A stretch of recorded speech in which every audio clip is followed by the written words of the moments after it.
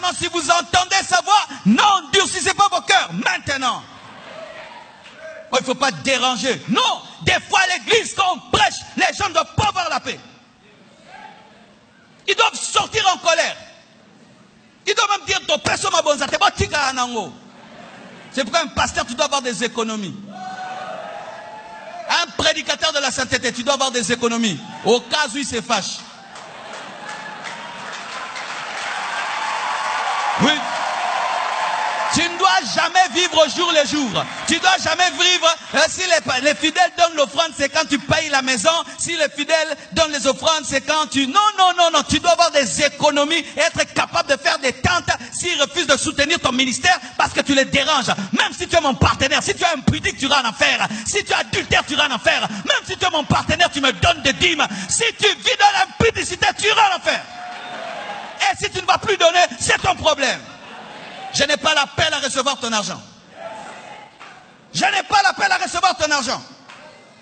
Ou vous voulez croyant que votre argent peut nous influencer. Avoir la paix, des fausses paix. Quelle est la paix qu'on peut donner à un impudique à l'église? Quelle est la paix qu'on peut donner à un homosexuel à l'église? Une lesbienne à l'église? Quelle est la paix? On n'a pas de paix à te donner. Dieu ne donne pas la paix comme les hommes donnent. Dieu te blesse et puis te soigne, il te donne la paix. Mais l'homme te donne la paix en te cajolant. Quelle est la paix qu'il a donnée à une femme qui a volé le mari d'autrui? Quelle est la paix à donner à un garçon qui vole la femme d'autrui? Quelle est la paix? Quelle est la paix à donner à un prédicateur impudique? Quelle est la paix à lui donner? Il n'y a pas de paix à lui donner. L'homme moderne, il veut la paix. Ainsi, il veut qu'on dilue le message. Il veut des cultes à son goût. Des prédications à son goût. Il pense qu'un bon culte, c'est seulement un culte rempli de joie. Archi faux. Parmi les grands revivalistes bien-aimés, nous aujourd'hui nous prêchons, on nous dit Amen. Eux, ils prêchent, on prend des œufs pourris, on lance sur lui, comme offrande.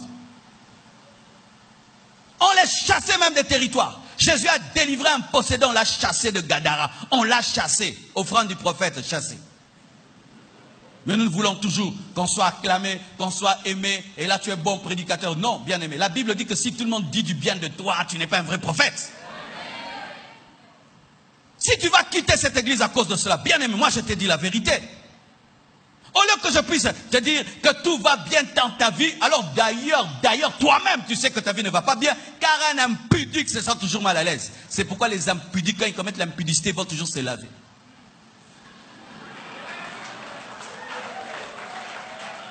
Il n'y a pas d'impudique qui ne se lave pas après l'impudicité. Et ils utilisent beaucoup de savon. Vous savez pourquoi? Pour enlever l'odeur du péché. Tu as besoin du sang de Jésus. Tu n'as pas besoin de savon. Tu as besoin de te repentir. Tu n'as pas besoin de savon. Oui, sur 100 impudiques, 90 se lavent toujours après le péché. Pourquoi? Parce qu'il faut un rituel moral et psychologique pour qu'ils se donnent l'impression de s'être débarrassés de ce qu'ils viennent de faire. Mais ton corps a péché, mais ton âme aussi. Alors tu as lavé le corps, l'âme tu l'as lavé avec quoi?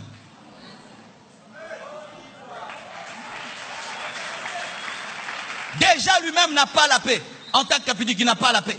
C'est ainsi que pouvait voir une femme, elle a tout, mais avec un mari d'autrui. Mais un jour, elle dit, j'arrête. Elle laisse la maison, les voitures, parce qu'elle n'a jamais eu la paix. Elle sait qu'elle est voleuse. Mais toi, maintenant, tu la rencontres, tu dis que tout va bien, alors qu'elle, elle sait que tout va mal.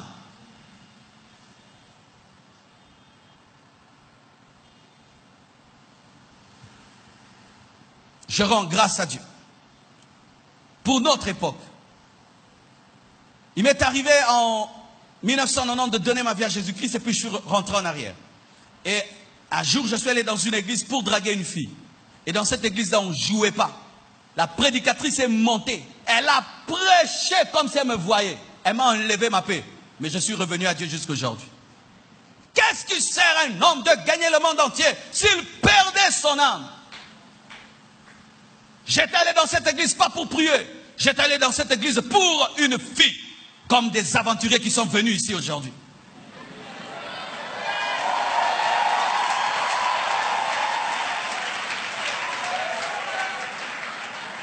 Tu es un aventurier. Tu es vraiment un aventurier. entre celui qui est allé chercher une prostituée sur le boulevard et toi qui es venu draguer dans l'église. Tu es pire. Tu es pire. Toi, c'est dans la maison de Dieu que tu cherches des copines. C'est dans la maison de Dieu que tu couches avec des femmes. C'est dans la maison de Dieu que tu couches avec des copines. Tes copines, tu les attrapes à l'église. Et quelle paix y a donné à un homme comme toi? Toi, tu pêches, tu commets l'impudicité à l'église. Tu es sorti avec combien de frères, ma soeur? Combien de frères t'ont déjà connu dans cette église? Mon frère, tu as déjà connu combien de femmes dans cette église? Quelle est la paix qu'il y a à te donner? C'est l'enfer qui t'attend. Tu ne seras pas enlevé. Tu perds ton temps à l'église. Quelle est la paix à te donner?